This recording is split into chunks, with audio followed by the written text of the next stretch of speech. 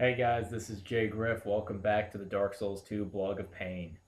Okay, so this time I'm going to talk about my current theory for what's going on in the world of Dark Souls 2 based off purely my own observations. I've been really, really careful to avoid walkthroughs and spoilers, guys talking about the lore. I listen to a lot of gaming podcasts, and even this week I had to fast forward through whenever they started talking about Dark Souls 2 because they're so much farther in the game than I am, and they're starting to talk about the plot, and I don't want that. So what's going on in Dark Souls 2 is you see the opening cinematic where you're cursed undead. It's starting up again. I guess the curse went away after the events of Dark Souls 1 for a while, as it should have. And now the curse is starting to come back. So all the undead are being called to this one place where they know that they forget where they're from, they forget who they are. All they know is that they got to go see this king, and he's apparently the king of Drangleic, whatever Drangleic actually is. It's some type of kingdom that's been built in whatever area we happen to be in right now, at whatever time we happen to be in right now. And you are guided only by the Emerald Herald, who is the woman who stands at the bonfire outside the tutorial area. She allows you to level up. She reinforces your Estus flask. She kind of gives you guidance because what really all she says is seek souls, seek larger souls, seek the souls of the four beings. They will allow you to meet the king. I don't know who these four beings are, but so the area that I wandered into that wasn't the place I was supposed to go. First off, the first thing I thought, I believe it's called Cairn's Fire Tower, because there's this tower and you can see fire spewing out of every window on it. Um, the very first thing I thought when I walked into that area was this looks a lot like Anor Londo, which was the city of Gwyn, the Lord of Sunlight, the big god of Dark Souls 1. And if Anor Londo had been absolutely fucking destroyed, because there's pitfalls everywhere. All of the walkways are just like rickety brick bridges that are barely standing. You can roll off almost everywhere. You can be knocked off almost everywhere. It's a really dangerous area. It's filled with all these giants who are wearing this black armor. They kind of look like the gold armor clad giants from Anor Londo from Dark Souls 1. They fight a lot like them. Um, and I was just like, man, this looks so much like Anor Londo. Why am I here already? You know? And as I went through this area, I encountered the Dragon Rider, and he's one of the bosses. And I thought he was the only boss. I was wrong. But I killed him with a couple phantoms, and I remember thinking that it's really odd that there would be a dragon rider, because the thing about the dragons from Dark Souls 1 is that the dragons ruled the world before humanity existed and before the gods or the lords rose to power. They found the Lord's souls in the first flame, which gave them power, and it also created the dichotomy of light and dark, warm and cold, life and death. Before that, everything was gray and everything was everlasting. Now the gods rose up, they fought the dragons, and they won because Seath the Scaleless Dragon betrayed his own and told them how to do that. And so the dragons were all destroyed except for Seath and presumably Calamite, who, if you go through the DLC, it turns out the Chosen Undead travels through time and kills Calamite too. And you kill Seath eventually. So all the dragons, except for the one at the bottom of Ash Lake, which is the Everlasting Dragon, but they're all everlasting, so I don't know why that's his title. He's supposedly the only one left. Yet there are drakes overflowing in the Valley of Drakes, and nobody knows where they came from. Presumably, they might be humans who have managed to change into dragons, because there's a dragon covenant that allows you to gain draconic abilities. That's just a theory, though. That's not confirmed. And one of the things you see in the opening cinematic of Dark Souls 2 is a ton of dragons. I think they're drakes flying around this kingdom. And so you've got that in your mind. You're walking through this area that looks like a busted up Anor Londo. You know from the previous area there was a war between humans and giants, and it looks like the giants lost.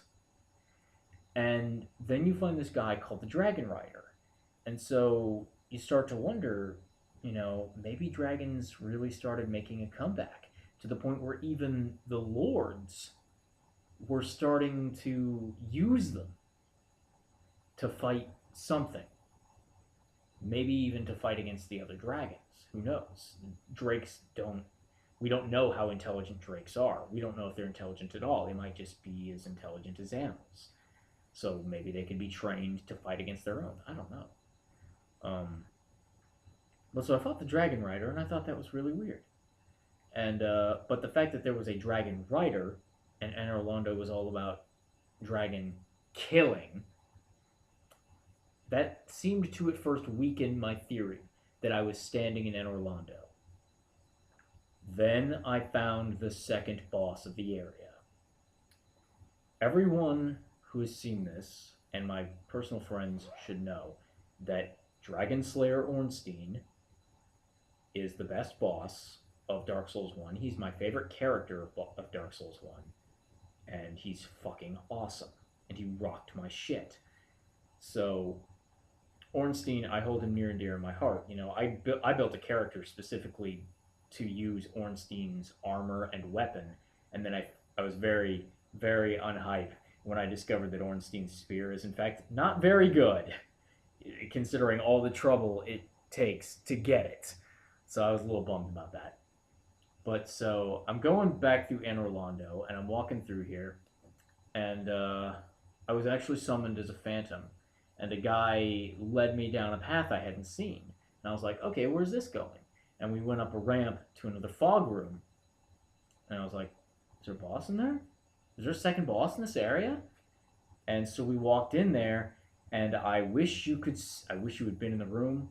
I wish I had a camera going. I wish I had something so you could see the look on my face, so you could hear me, so you could have been there to experience it with me when I walked in there and there's motherfucking Dragon Slayer Ornstein fucking coming straight at us. And I'm like, that's Ornstein. Oh my fucking god.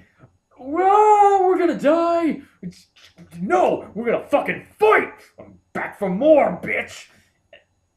Fucking crazy. He's not called Ornstein. His life bar says Old Dragon Slayer. His armor is black. In the first Dark Souls, it was golden, but he still has his red plume on his helmet. He still uses his spear. The very first thing that he always did in Dark Souls 1 was as soon as you walk through the door, he'd be in the back of the boss arena, and he would leap up and fly across the area and jab his spear at you. That's exactly what this guy did. We walk through, immediately he sees us, he's up, he flies across the boss arena, and he stabs the host. And I was like, shit's getting real. He even has the attack in Dark Souls 1 when he got superpowered. He would jump up and come down, and lightning would fly all over the arena. He has the exact same attack, except now it's like a dark energy kind of miasma thing. And I was like, that's him. That's gotta be him. There's no way that's not him. So we fight him, we beat him. I immediately go back to the bonfire. I summon in 2 phantoms, and I'm like, yo, we're going after Ornstein. And I bust up in there. I had just gotten enough faith, and I bought a miracle that allowed me to hurl lightning bolts, the lightning spear miracle, which was something Solaire used. And I thought that's awesome, because that's a miracle of Gwyn. And I'm noticing the NPCs in this world, they're very particular about not mentioning Gwyn or Guinevere by name, even though they are alluding to the fact that both of them existed at one time. It looks like things went south for them. But so now I'm in there, I'm using Gwyn's own power against the captain of Gwyn's knights, and he destroys one of the phantoms that's in there with us. And but I win. We beat him, and his drop is the old Leo ring. And in Dark Souls 1, when you beat Super Ornstein, you would get his soul, which I got. It's not called the Soul of Ornstein, it's called Old Dragon Slayer Soul. But you get the old Leo ring. And I'm like, why would he have this if that's not actually Ornstein? But then I'm like, how can Ornstein exist? The Chosen Undead killed him. The Chosen Undead claimed his Leo ring and claimed his soul. How can this be him? And it's making me, it's led me to, here's my current theory. My current theory is that sometime between the events of Dark Souls 1 and Dark Souls 2, humans decided, after the undead curse had gone away, that the lords were no good for them. That Anor Londo and the gods, as they were, needed to go.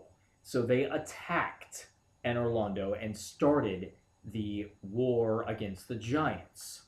And I think it went back and forth a bit, and that's why there's like a human settlement, a human castle that's all fucked up and has giants in it, and then there's Anor Londo, which is all fucked up, and we got to see that it was full of drakes. I think that the humans used the drakes against Anor Londo. I think they made some sort of a deal with the Everlasting Dragon to get his revenge on the lords who had killed all of his kin and taken away his world.